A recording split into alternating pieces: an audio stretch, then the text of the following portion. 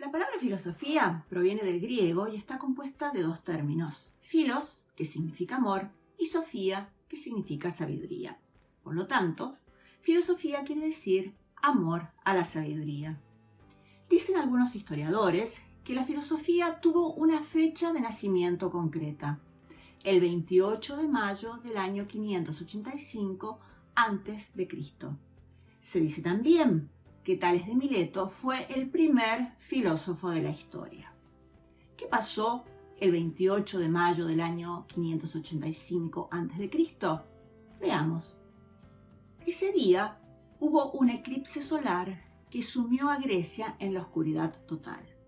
Por supuesto que en Grecia había habido eclipses solares antes, pero aquel fue único. Lo que hizo que ese eclipse fuera tan especial fue el hecho de que fue anunciado con antelación. Es la predicción de base científica de ese eclipse solar lo que marca el nacimiento de la ciencia y la filosofía. Recordemos que en esa época filosofía y ciencia no eran disciplinas separadas. Quien hizo la predicción de aquel eclipse fue el filósofo, matemático y científico Tales de Mileto, y por esa razón se lo considera el primer científico y filósofo de la historia. Según el célebre historiador Heródoto, Tales de Mileto predijo el eclipse con exactitud y se dice que lo logró basándose en observaciones y cálculos matemáticos.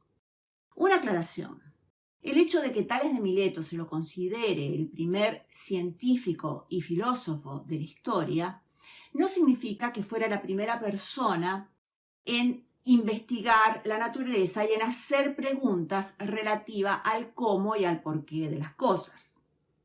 Desde siempre, el ser humano ha intentado explicar el mundo que lo rodea. Las culturas más antiguas intentaron explicar los fenómenos naturales y se plantearon el lugar del ser humano en el cosmos. Lo que distingue a Tales de Mileto de las mentes curiosas que lo precedieron son dos cosas. Primero, fue él quien separó el mundo natural del mundo sobrenatural, es decir, aplicó un enfoque científico para estudiar la naturaleza.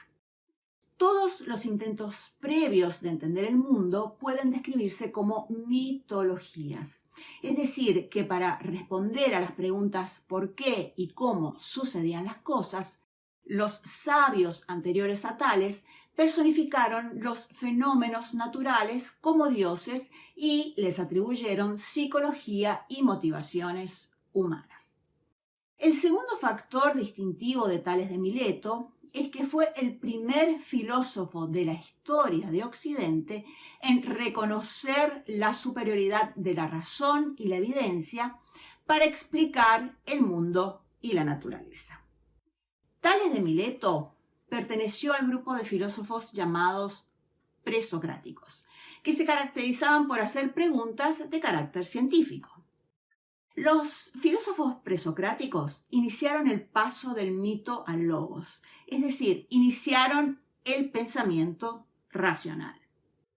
Tales y la mayoría de los otros filósofos presocráticos se abocaron principalmente a la metafísica, es decir, a intentar comprender la esencia de la existencia, del ser y del mundo.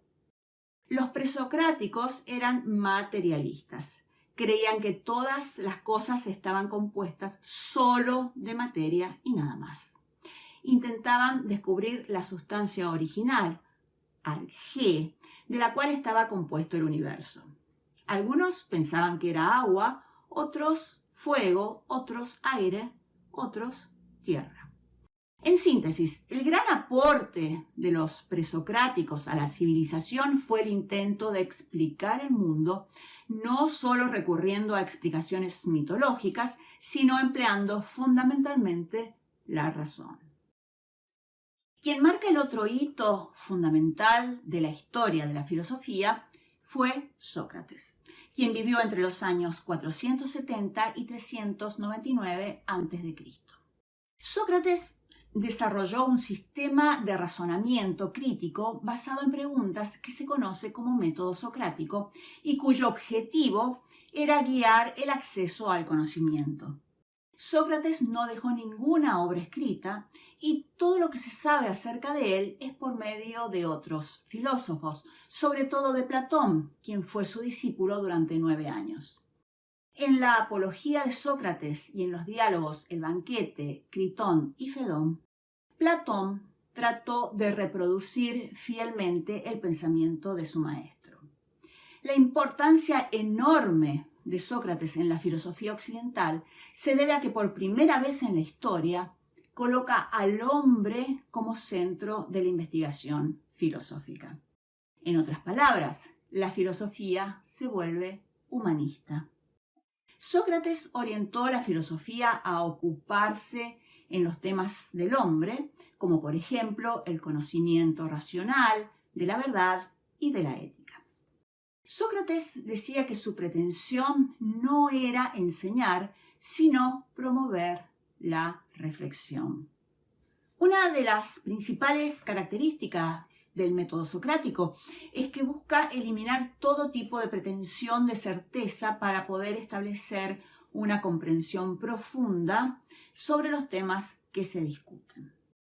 Es un método que cuestiona absolutamente todo con el propósito de explorar ideas complejas, alcanzar la verdad de las cosas y analizar conceptos distinguiendo lo que sabemos de lo que no sabemos. La famosa frase de Sócrates, "solo sé que no sé nada", resume perfectamente la esencia del método socrático y del pensamiento de Sócrates. Hablemos ahora un poco de las ramas de la filosofía. La filosofía se divide en varias ramas. La ética estudia el comportamiento humano y su relación con las nociones del bien y el mal, los preceptos morales, el deber, la felicidad y el bienestar común. La lógica estudia la estructura o formas del pensamiento humano. Se centra en el estudio de los procedimientos válidos y no válidos de razonamientos, es decir, en procesos como la demostración, la inferencia o la deducción.